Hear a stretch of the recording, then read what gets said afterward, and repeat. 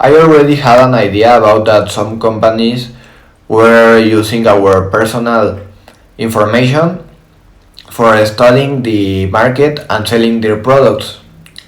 But after watching terms and conditions may apply, I have a clear idea of the risk this could imply, and I understand that most or probably all free network services that we use, such as Facebook, Twitter, and Instagram, are using are actually being paid with our personal information and data.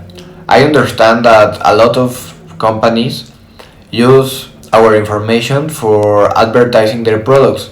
However, I think this topic is very important because, as Chamat says in his interview at Stanford University, is a way in which governments and companies and people in power can control us without us noticing.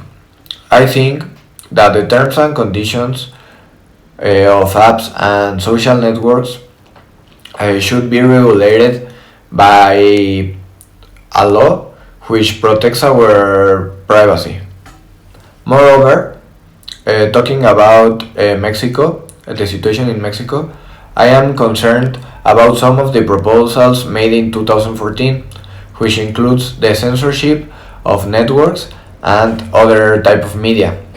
Even though these proposals were retired, it is concerning that people who are in our government are having these ideas instead of looking for the protection of our privacy and our freedom of expression. Furthermore, organizations like International Amnesty should be supported by us because they're fighting for our rights and for the prohibition of government surveillance. I think that achieving that our privacy is protected is possible, but that it would be hard because, as Shamat says, the world moves around money, and many of this money comes from our personal information.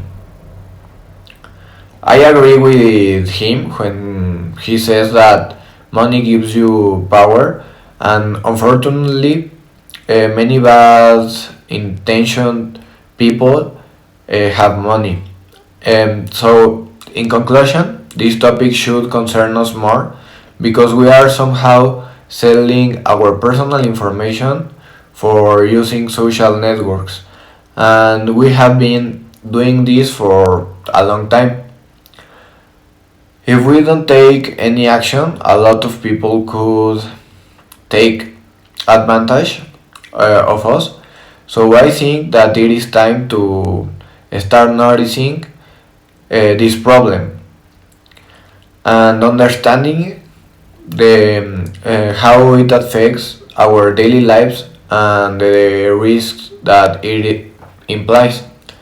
Because despite some governments say that the conditions are made for avoiding crimes and for capturing terrorists, and if we haven't done anything bad, we shouldn't be afraid.